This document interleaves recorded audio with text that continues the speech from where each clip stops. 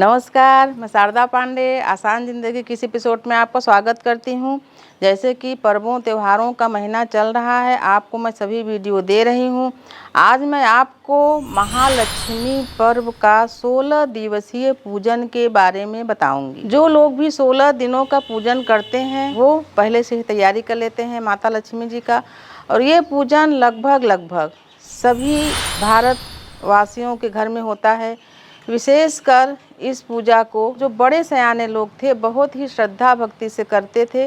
अब ये जो पूजाएं हैं, इनका जो पद्धति है, इनका जो विधि है, वो सब लोग करने में असमर्थ होते हैं तो छोड़ते जाते हैं, थोड़ा दिन किए फिर छोड़ देते हैं। तो लक्ष्मी पूजन का पूरा विधि बताऊंगी। लक्ष्मी पूजन करने से क्या होता है, कैसे करना चाहिए। तो ये लक्ष्मी पूजन जो 16 दिवसीय पूजन होता है, ये भादों महीने की शुक्ल पक्ष की अष्टमी से शुरू होके कुआर महीने की कृष्ण पक्ष की अष्टमी तक चलता है। 16 दिवसीय इस पूजे में बहुत सारे भक्त 16 दिनों तक व्रत करते हैं। इस व्रत में यही मान्यता है कि इस व्रत में अन्न ग्रहण नहीं किया जाता, यानी अन्न नहीं खाया जाता।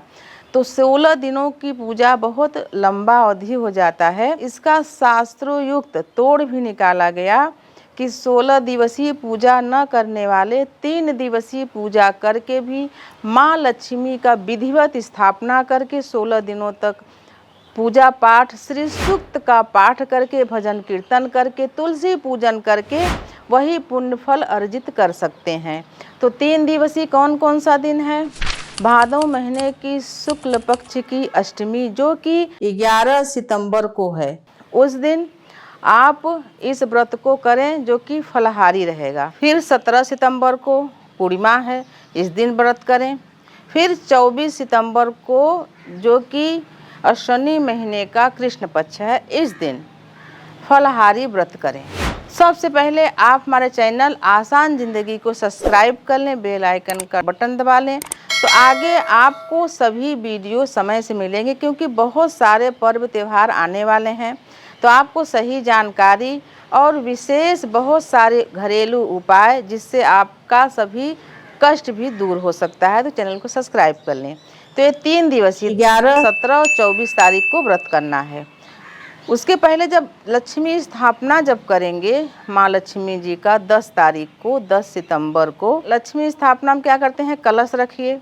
आप पूजा वाला नारियल जो जल भरा होता है उसमें लाल कपड़ा लगा के कलश पर रखिए। पंच पल्लव, अगर 5 प्रकार की पत्तियां मिलती हैं तो ठीक है ना, 5 आम की पत्तियां जो कि एक ही डंडी में लगी हों, अलग अलग ना रहे, एक ही डंडी में लगी हो, उस डंडी को, उस 5 पल्लव को कलश में रखें अच्छे से सजा के। उसके बाद सुपारी, खड़ी हल्दी, कुछ अक्षत और 1 रुपये जल में डाल के और उस पर लाल कपड़ा का लावा बांध के श्रीफल को स्थापित करें। 16 दिनों में थोड़ा बहुत जल कम होता है तो नारियल के बगल से जल डाल देंगे तो भर जाएगा। कलश को विद्युत अच्छी तरह से सजा के रखें। उसके बाद माँ लक्ष्मी जी का फोटो हो या माँ लक्ष्मी जी का यंत्र हो तो उसको भी रखें। फिर रेशमी धागा या सूती धागा सफ़ेद, उसको हल्दी से रंग के माता के समीप यानी सन्मुख चौकी पर रखें, और 1-1 गेहूं और दुर्बा और कुछ गुलाब या कमल की पंखुड़ियां हों तो इसको हाथ में लेकर 1-1 बार करके माँ लक्ष्मी के मंत्रों से 16 बार उस धागे पर रख के उसको पूजित करें। माँ लक्ष्मी को अर्पण करके 16 गांठ का ये धागा बना के, अगर पुरुष हैं तो दाहिने हाथ में, महिला है तो बाएं हाथ में, बाह में यानी यहाँ इस कटी के ऊपर यहाँ पर पहनना चाहिए। 16 दिनों तक पहनने का इसका नियम है, 16 महीनों तक भी पहन सकते हैं। उसके बाद अगर धागा टूटता है तो जल विसर्जन या कहीं गमला वगैरह में डाल सकते हैं। स्थापना ऐसे जगह करें जहाँ की माँ लक्ष्मी जी को सब न देख पाएँ, यानी घर के अंदर पूजा स्थान में माँ लक्ष्मी जी का जो मुंह है वो आपके घर के अंदर ही होना चाहिए। पूर्व तरफ मुंह करके पूजा करना चाहिए। लाल साड़ी वगैरह पहन के आसन पर बैठ के आचमनी करके तिलक लगा के केसर हल्दी का माँ लक्ष्मी जी का विधिवत पूजन किया जाता है।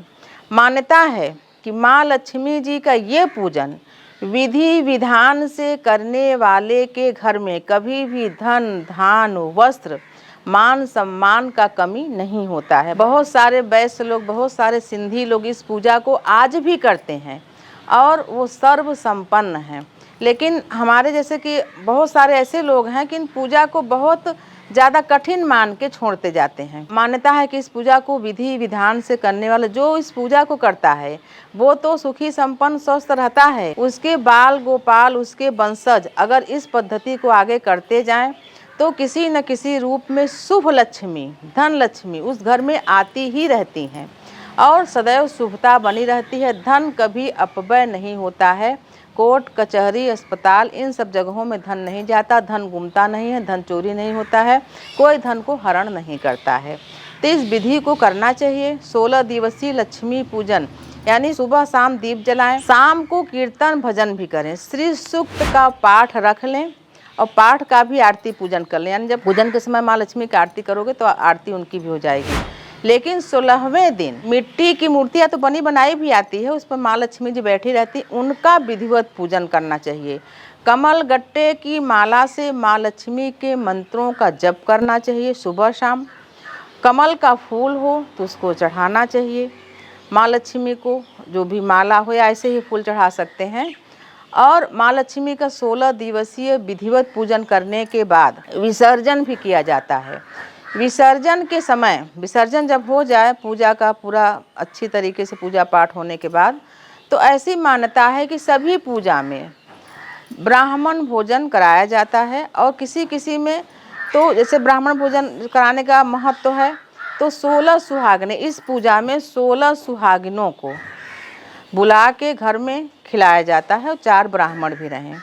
तो जैसे मान लीजिए कि जैसे बताया जाता है खिलाना है तो सबसे पहले जो गृहिणियां हैं, जो भक्त हैं, उनका दिमाग फट से दौड़ता है कि हम पूजा पाठ में लगे रहेंगे, में करेंगे तो रसोई में जाके खाना कौन बनाएगा, आटा कौन गूँथेगा, पुड़िया कौन बिलाएगा, कौन खीर बनाएगा। उनका झंझट से एकदम मन भर जाता है, तो इस चीज़ को परे कर देती हैं। लेकिन अगर आपको पूजा का पूर्णतः फल लेना है तो ये सब चीज़ें करनी ही पड़ेंगी। अब मैं आपको सरल तरीका, आसान तरीका भी बताती हूँ कि अगर आप 16 सुहागन स्त्रियों को न खिला पाएँ तो 8 को खिलाएं, 8 को भी न खिला पाएँ तो 4 को खिलाएं, 4 को भी न खिला पाएँ तो 2 ब्राह्मण दंपतियों को खिलाएं। तो पहले से न्योता दे दें, फिर आपके यहाँ आए दंपत्ति तो इनको भगवान श्री हरि विष्णु माँ लक्ष्मी मान के इनको आदर सहित बुला के आसन पर बैठा के इनका पाँव धोएं, इनको तिलक करें। और बहुत सारे लोग क्या करते हैं, आप लोगों की कुछ कुछ कमियां भी मैं देखती हूँ तो बता देती हूँ कि जो मानव स्वभाव होता है वैसे कैसे आप ब्राह्मण को बुला लिए, सुहागनों को बुला लिए, अब वो आई हैं, उनको कोई बैठने को नहीं बोल रहा है, वो कहाँ बैठें, किधर जाएं, आप अपने काम में लगी हो, बुला तो ली हो। इनका आदर करो, सबसे पहले दौड़ के जाओ, इनका पाँव छुओ, इनको सही आसन दो बैठने के लिए, नहीं कि आप अपने काम में बिजी हो। उनको आदर दो, पाँव धो, उनको बैठाओ, उनको तिलक करो। अब रही खाने की समस्या, तो खाने की समस्या पहले मैं अभी कई वीडियो में बताती चली आ रही हूँ कि खाना ज़रूर खिलाएं, ज़रूरी नहीं कि आप 56 भोग ही बनाएं। आप क्या करें, बाज़ार से मंगा लें केला, सेव, जलेबी, मिठाई, लाई, जो धान की लाई होती है, बतासे, ये सब भी भोग में आते हैं। यानी जब आप 56 भोग भगवान श्री कृष्ण जी का देखती हो ना, तो ये सब भी भोग है। ज़रूरी नहीं कि आप 56 भोग खीर, पूड़ी, खाजा, शक्कर पारे, गुझिया ये सब बनाएं। ये सब चीज़ें भी मंगा के, दूध, केला, मिठाई सभी चीज़ें मंगा के पहले से रखे रहें। अगर आप कर सकें तो 16 नहीं, 8 नहीं, 4 को अच्छे से बैठाएँ और अच्छे पात्र में, चाहे पलास का पत्तल हो, चाहे अच्छे पात्र में उनको भोजन परोसें, पानी दें। ये सब भी भोजन ही है।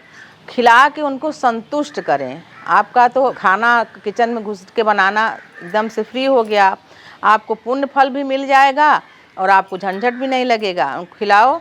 सुहागिनों को 16 श्रृंगार का सामान, वस्त्र दे सकें तो ब्राह्मणों को वस्त्र, और अगर वस्त्र न दे सकें तो 16 श्रृंगार का चीज़, 16 श्रृंगार में अगर 16 सभी चीज़ें न दे पाएँ तो कुछ 4-5 चीज़ें, कुछ चूड़ी है, बिंदी है, नाखून पालिश है, सिंदूर है, मेहंदी है, ये सब चीज़ें दे सकती हैं। दक्षिणा दे दें 101, 51, जो भी आपको सामर्थ्य हो दक्षिणा दे दें, फिर उनको पाँव छू के विदा कर दें। तो इससे आपकी पूजा में पूर्णता प्राप्त होती है, अधूरा पूजा नहीं रहता है। तो आप ऐसे ही करें। जैसे कि पहले भी जब मैं वीडियो डाली हूँ, पहले भी छोटी सी कहानी बताई हूँ। आज भी जो हमारे नए व्यूवर जुड़े हुए हैं उनके भी छोटी सी कहानी बता देती हूँ कि महाभारत काल में माँ कुंती और माँ गांधारी भी इस पूजन को करी थी।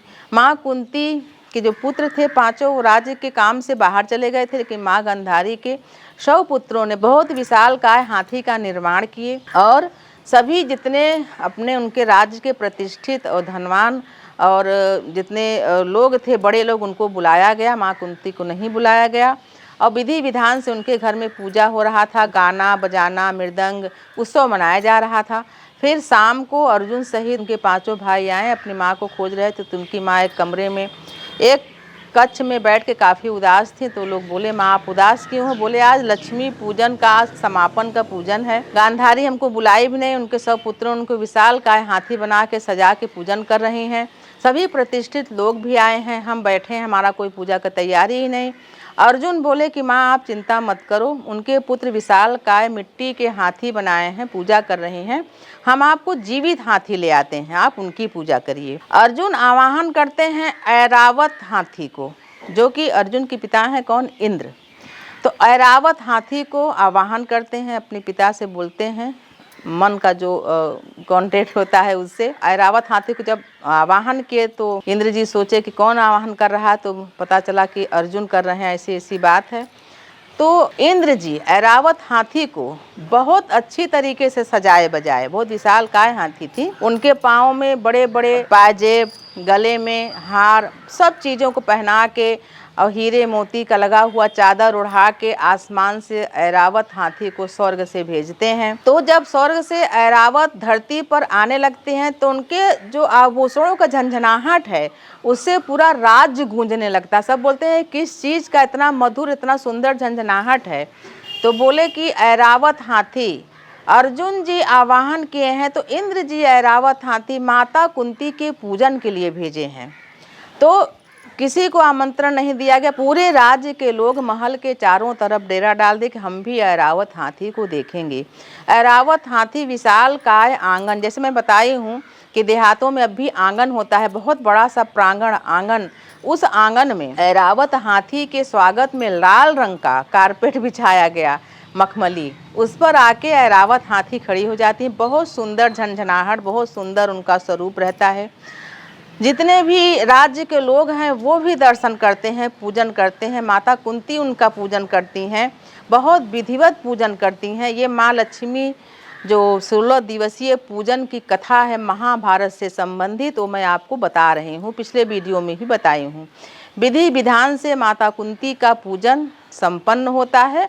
फिर ऐरावत हाथी आशीर्वाद देके कि तुम्हारे पुत्रों को हर तरह से सफलता मिलेगी, तुम्हारे पुत्र हमेशा तुम्हारे साथ सुखी रहेंगे, स्वस्थ रहेंगे और संपन्न रहेंगे, आगे जो भी चीज़ें विघ्न व्याधा है वो सब दूर हो जाएंगे, आशीर्वाद देके और ऐरावत हाथी चली जाती हैं। तो माँ लक्ष्मी का पूजन हाथी से संबंधित है, तो हाथी में विराजमान माँ लक्ष्मी का पूजन करें। 3 दिवसीय पूजन करेंगे, तो बाकी दिनों में भोजन करेंगे, तो भोजन भी सात्विक होना चाहिए। घर के जितने भी लोग हैं अगर वो नशा पत्ती करते हैं तो उनको घर से बाहर भी और घर के अंदर भी बोलें कि नशा पत्ती ना करें। क्रोध, झूठ, काम, क्रोध, जो भी पति के साथ रहना, ये सभी 16 दिनों में नहीं करना है, तभी पूजा सफल मानी जाएगी, नहीं तो पूजा में विघ्न व्याधा माना जाएगा। तो आपको मैं 16 दिवसीय माता लक्ष्मी का पूजन बताई हूँ। श्री सूक्त का पाठ जरूर ले आएँ। माता लक्ष्मी के संबंधित बहुत सारे पुस्तकें उनको ले आए, उनको पढ़ें, उनको जानें कि माँ लक्ष्मी किन किन चीज़ों से प्रसन्न होती हैं। मोगरे के फूल से भी माँ लक्ष्मी का विधिवत पूजन करें। इत्र जरूर चढ़ाएं और सुबह की पूजा में 2 पान, 2 लौंग, 2 इलायची भी रोज माता को चढ़ाएं। घर में कोई खाता है तो खा ले, नहीं पूजा पाठ जो करते हैं उनको दे दो, नहीं विसर्जन कर दो। माता लक्ष्मी को लाई, बतासा, जो भी दिन अनुसार फल है, ऋतु फल है, वो सभी चढ़ाएं और प्रसाद बांटें। तो पूजा स्थान में अगर हो सके तो सोने चांदी का सिक्का हो तो उसको भी एक पात्र में करके, जैसे गणेश लक्ष्मी छपे रहते हैं उनका भी पूजन आप कर सकती हैं। कलश में भी हो सके तो सोना चांदी का थोड़ा सिक्का डालें, क्योंकि मैं हर बार बताती हूँ कि माता लक्ष्मी जी का पूजन वैभव पूर्ण करें, तभी आपको वैभव प्राप्त होगा। माता लक्ष्मी किसी भी, जैसे ज़्यादा हुआ, अधिक हुआ, कम हुआ, तो माता लक्ष्मी या कोई भी देवी देवता क्रोध नहीं करते हैं। तो आप विधिवत पूजा करें और हमारे चैनल को सब्सक्राइब कर लें, हमारे साथ बने रहें, देखते रहें आसान ज़िंदगी। तब तक के लिए नमस्कार।